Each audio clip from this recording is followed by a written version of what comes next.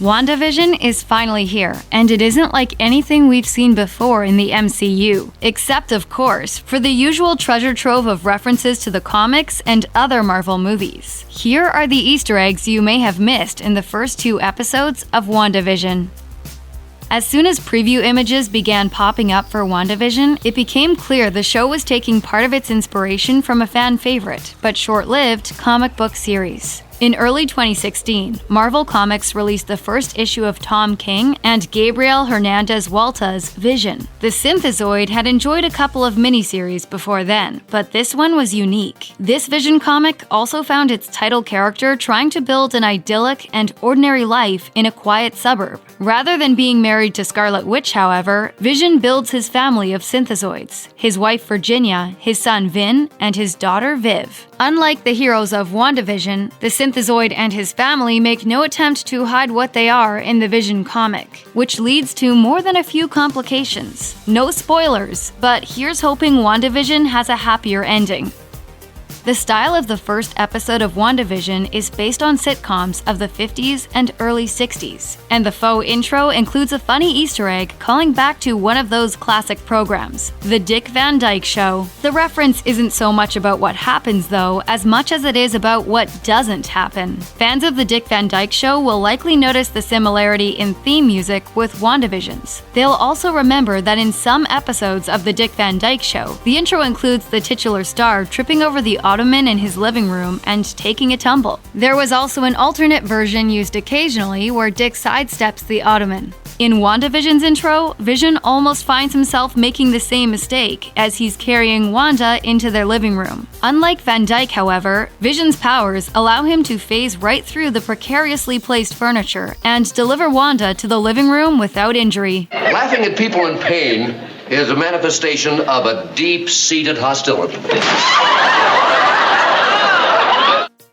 There's a lot of twin imagery in the first 2 episodes of WandaVision, usually in the form of matching sets of jewelry, furniture, and other objects, and in some cases, the matching pair is missing. For example, when Agnes introduces herself to Wanda, she notices Wanda doesn't wear a wedding ring, though Wanda takes care of this toward the end of the episode. There's also the 2 lobsters that Wanda accidentally sends flying out of her kitchen window that subsequently Vision can't find. There's the couple's twin beds, and other twin sets of furniture, and even the matching pieces of toast in the Toastmate 2000 commercial. Ever since the first trailer for the WandaVision miniseries dropped, there's been speculation that it would involve Wanda Maximoff's twin sons, Billy and Tommy, from the comics, both of whom ultimately proved to be constructs of Wanda's power. It seems like a good bet. All of this twin imagery is pointing to these as-yet absent sons. Wanda's abrupt pregnancy at the end of Episode 2 seems to seal that particular deal.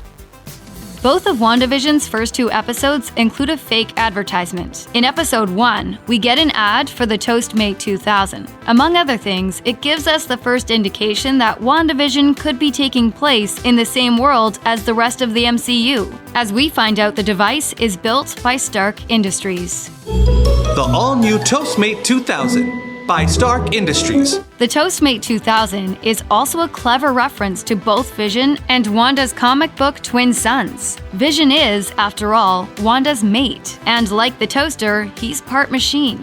The toaster, of course, creates 2 matching pieces of toasted bread, just like Wanda and Vision's matching twin boys. And who makes the Toastmate 2000? Stark Industries, just like how it's Tony Stark who is one of Vision's creators in Avengers: Age of Ultron.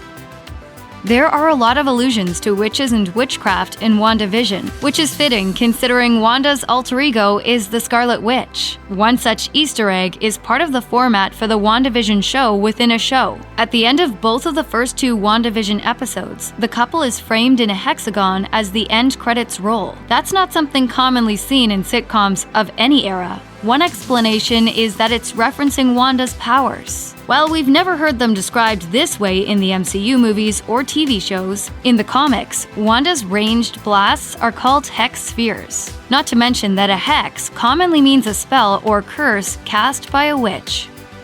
When Agnes takes it upon herself to help Wanda create a memorable romantic evening in Episode 1, she uses tips from a woman's magazine called Glamour.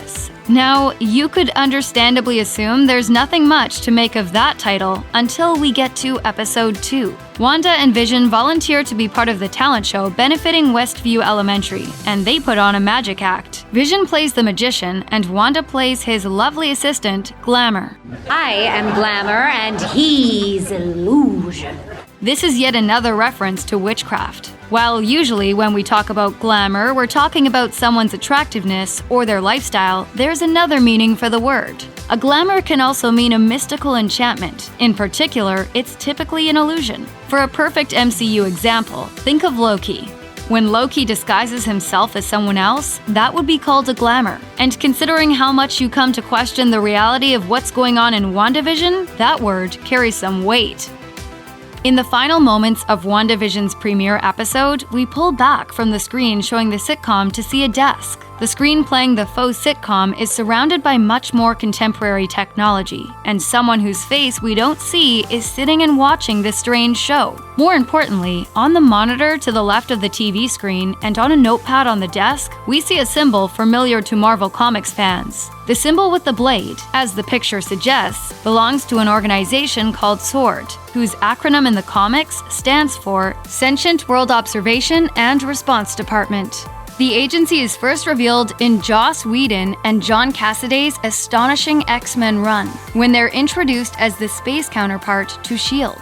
While S.H.I.E.L.D. deals with Earthbound threats, S.W.O.R.D handles threats from the stars. Fans have been theorizing about the MCU's S.W.O.R.D for years, and the symbols at the end of Episode 1 let us know they're finally here.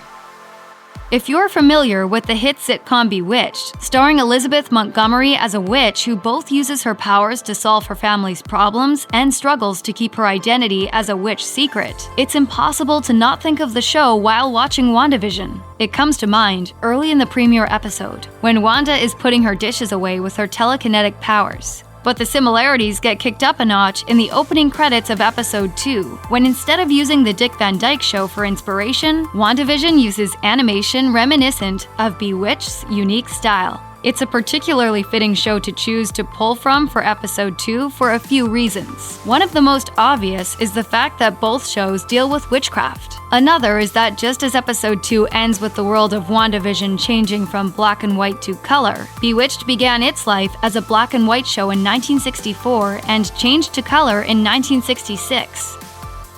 Early in Episode 2, we get color mixed in with the black and white, and it's as striking as it is meaningful. After practicing the magic act with Vision, Wanda is straightening up the living room when she hears a whirring and a bang from outside.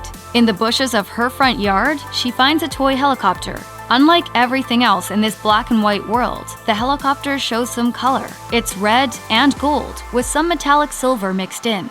The number 57 is on its side, and the sword symbol is painted on the front. The number on the helicopter isn't randomly chosen. The first comic book appearance of the Vision comes in 1968's Avengers number 57. And once again, just as the Toastmate 2000 reminds us of Tony Stark, for some reason or another, the helicopter happens to be painted in Iron Man's classic colors.